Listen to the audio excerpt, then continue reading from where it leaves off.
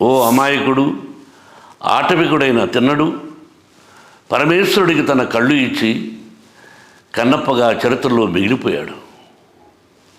మన ఆకలి తెలుసుకుని అమ్మ ఆకలి తీరుస్తుంది.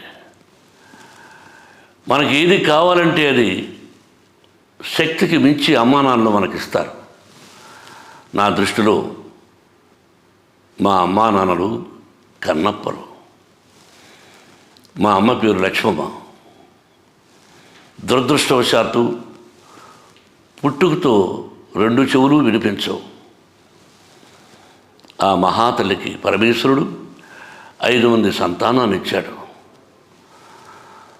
ఒకచోట బస్సు దిగి మా ఊరికి వెళ్ళాలంటే 7 కిలోమీటర్లు నడిచి వెళ్ళాలి.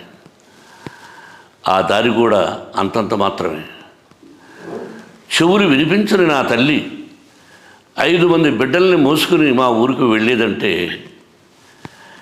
ఎంత కష్టమో ఆలోచించండి.